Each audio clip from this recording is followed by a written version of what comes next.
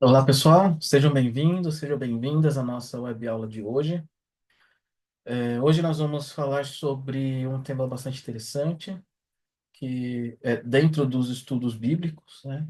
Que é a temática da literatura sapiencial, né? Como vocês já viram no material didático, é, esse tema da sabedoria, ele é essencial para a gente conhecer o tipo de filosofia judaica existia nos séculos anteriores a Jesus, né? Pegamos ali, por exemplo, os séculos um, 2, 3 antes de Cristo, né? Que é um período de dominação grega e helenista, né? Então, é um período em que a sabedoria judaica, né? É, em contato com a sabedoria grega. Então, existem bastante temáticas que são absorvidas e reinterpretadas pelos judeus da época, como também existem temas que são rejeitados, e isso aparece nitidamente nos textos. Então,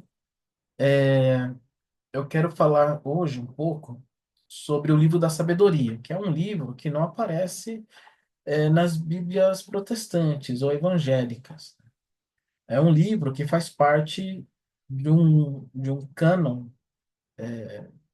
bíblico chamado Deuterocanônico, né? É um segundo cânon. É um texto grego, né, baseado na Septuaginta. Então, esse texto é um texto que consta nas edições católicas, mas não consta nas edições protestantes evangélicas. E esse livro de sabedoria foi um livro que, pelo menos até agora, sabe-se que ele foi escrito totalmente em grego, né? Mas em torno do primeiro século antes de Cristo. Nunca se encontrou nenhum manuscrito hebraico desse texto, então possivelmente ele tenha sido escrito em grego mesmo, né? E é um texto muito interessante, que tem diversos ensinamentos para os jovens, para as mulheres, para as crianças, enfim, para a comunidade judaica daquela época, do período helenista. E também ali chegando no período romano, né? Mais ou menos nessa época. Esse livro também é chamado de Sabedoria de Salomão. Então, como nós já vimos em outras aulas, inclusive nos materiais didáticos, né? Era comum nesses períodos mais antigos atribuírem a autoria de pessoas famosas, né? Pessoas conhecidas, de referência. Então, como o nome Salomão, né? Ele, por conta dos textos de Crônicas e Reis, ele se tornou um referencial de sabedoria e riqueza, né? Mas no caso aqui, só sabedoria. Então, é por isso que esse livro foi atribuído então a Salomão, tendo sido chamado também de Sabedoria de Salomão. Obviamente que não foi escrito por Salomão, tá? Porque o livro de Sabedoria está por volta ali do século I antes de Cristo. Então, Salomão teria sido do século X, né? Então, 9 séculos antes, pelo menos. Então, obviamente que não tem, em hipótese alguma, possibilidade de Salomão ter escrito esse livro. Ah, então, para começar, né? Os textos de sabedoria, como vocês já viram, né? Eles são livros do Antigo Testamento, e eles não são livros que contam histórias, mas são livros que trazem expressões, sentenças, provérbios, ditos de sabedoria, essas coisas, né? E esses textos, eles procuram refletir sobre a vida, sobre as dificuldades da vida, questões, desculpa, questões existenciais, né? É, a vida humana, o sofrimento, a justiça, a morte. né? A própria crença em Deus, né? Que em muitos textos ela é questionada, inclusive, né? E também falando sobre sofrimentos, né? Então, as dificuldades, o pobre, o oprimido, né? E fala sobre trabalho, né? E sobre diversas outras coisas. Mas é muito interessante, né?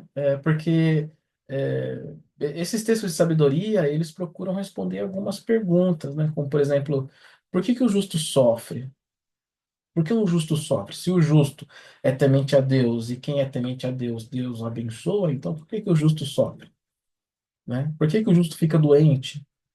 Por que que o justo morre? Né? Por que que o justo passa por injustiças? Ou uma outra questão, outro questionamento é como viver bem? Né? Como se vive bem? Essa também é uma pergunta que aparece constantemente na temática desses textos. Também, uma outra pergunta que poderia levantar aqui é o que é a verdadeira felicidade? Então, o que que é a felicidade? Se a gente pega, por exemplo, Eclesiastes, e vai falar que tudo é vão, tudo é inútil, né? Debaixo do sol, é, tudo é nulo, tudo é uma nulidade, uma coisa vã, tudo é fútil, né? E aí ele fala várias coisas, né?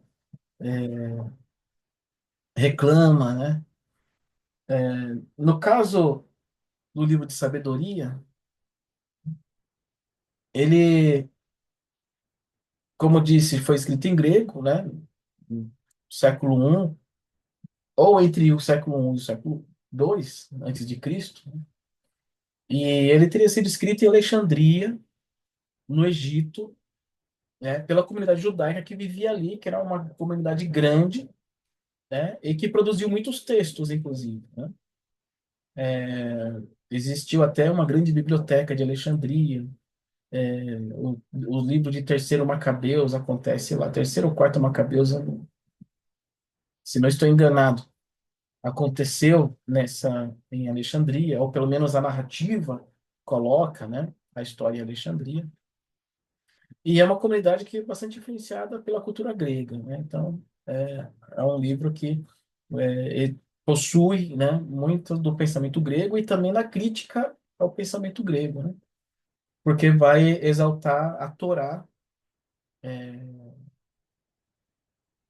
em contrapartida à filosofia grega, né? Então vai dizer constantemente, olha, filho, fique atento à Torá da tua mãe, né, o ensinamento do teu pai, e assim por diante.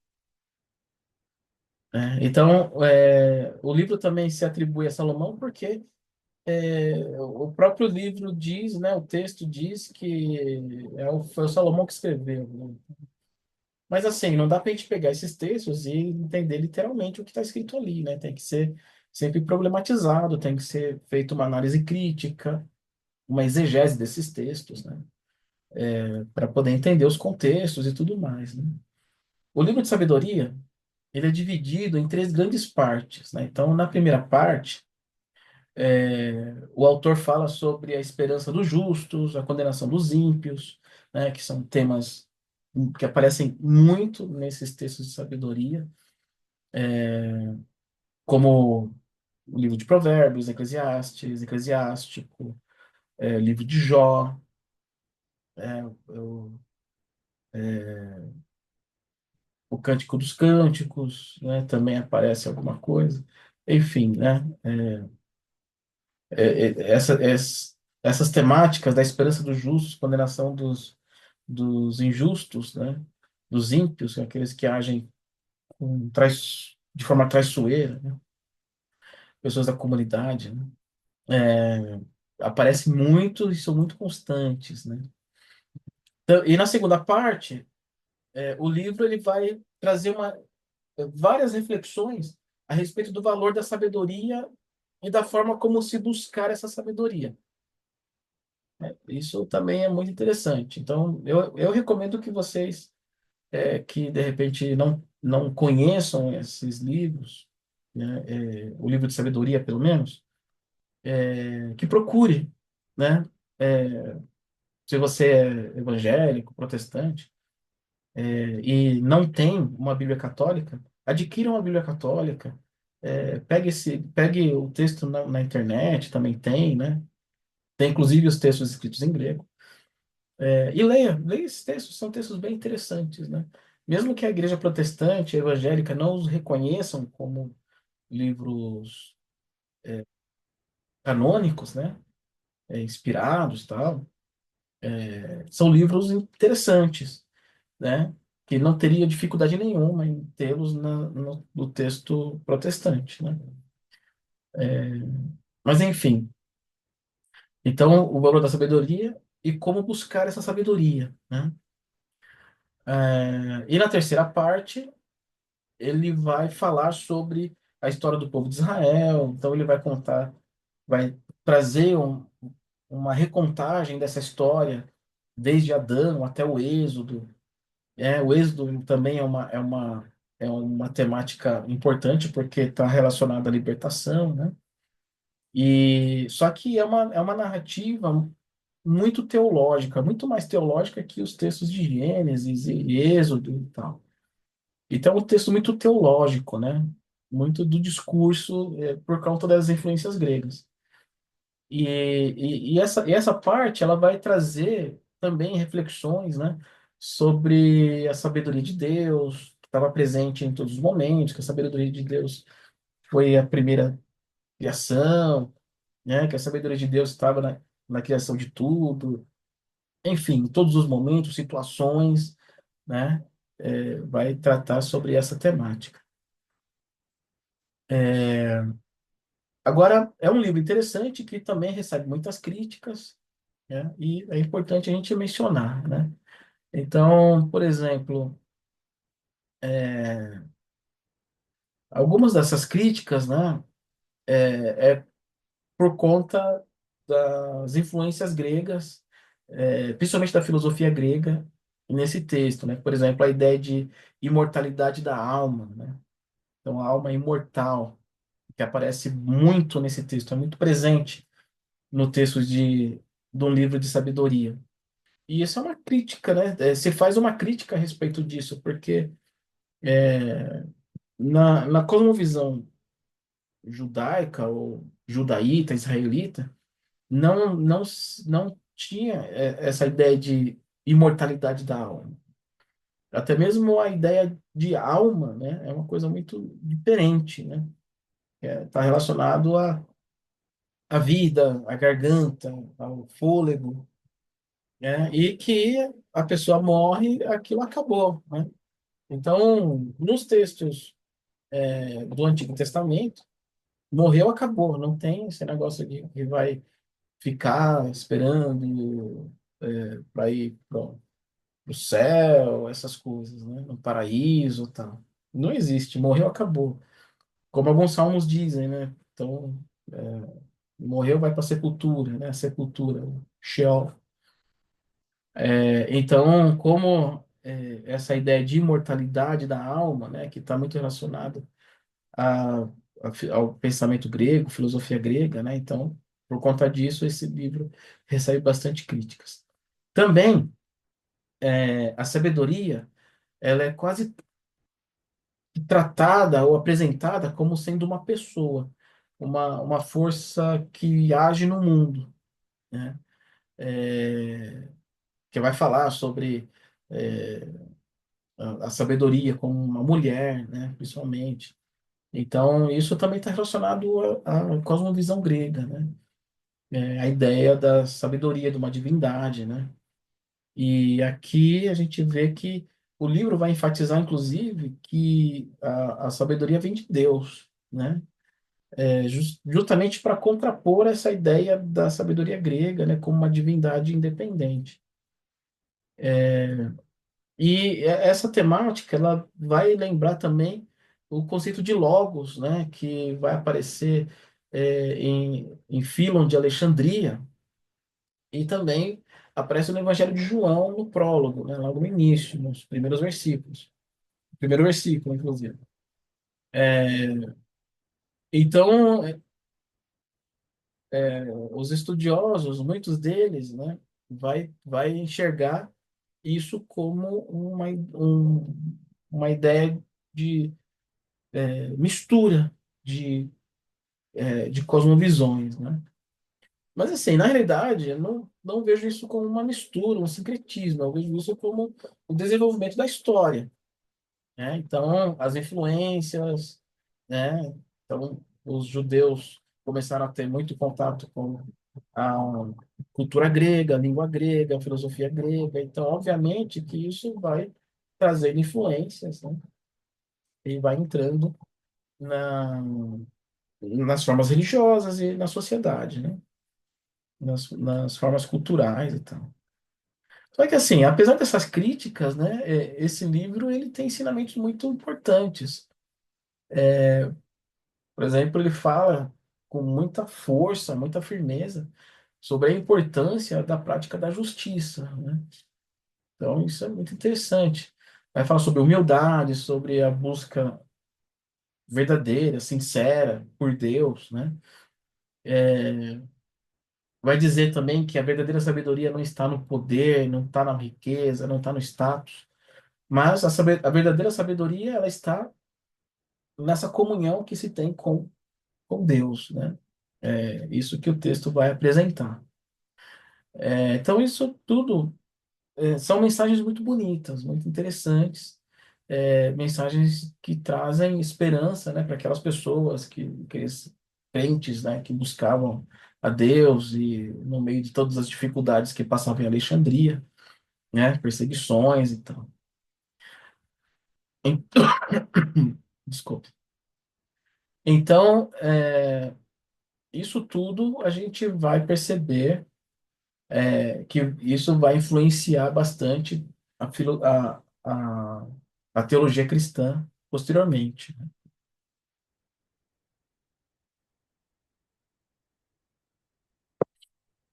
Especialmente na ideia de que o sofrimento aqui não é o final, né?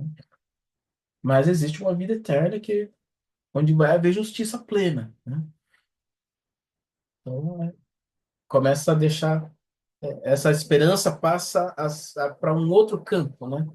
Não é mais uma esperança aqui de que as coisas se resolvam aqui na Terra, é uma esperança que vai ser resolvida somente depois, né? Em grande parte, né?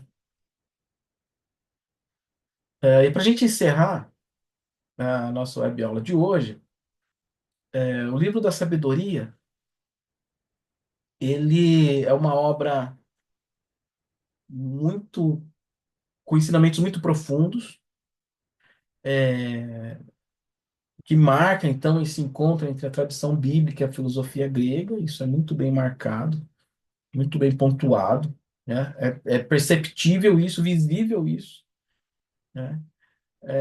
E mesmo que existam muitos desafios para entender esse livro, interpretar esse livro, esse é um texto que busca, né, mostrar para o ser humano um caminho de uma vida mais ética, uma vida mais justa, uma vida mais próxima de Deus, né? Dos ensinamentos da Torá, né? Da Bíblia e tal. E também é um dos livros, né? E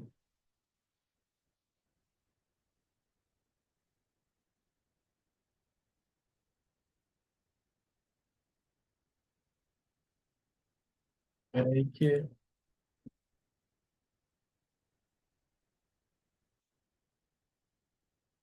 vou mudar aqui. É,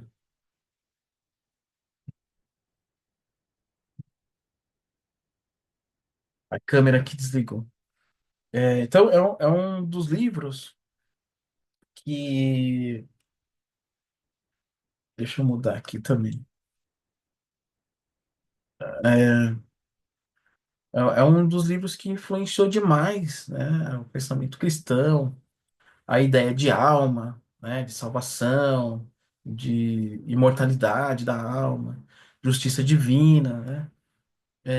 Então, é um texto que vai trazer muito disso, né? É, e a gente vivencia essas ideias hoje, inclusive, mesmo sem saber as suas origens, né? Mas agora nós sabemos, né? Então, muito interessante. Vou encerrar por aqui. Como tarefa para vocês, peguem o texto, adquiram uma Bíblia católica, procurem o livro da sabedoria na internet, né? Vocês vão achar várias traduções. Leiam, é muito interessante, né? Vai ser uma leitura com certeza muito proveitosa para o estudo de vocês, tá certo?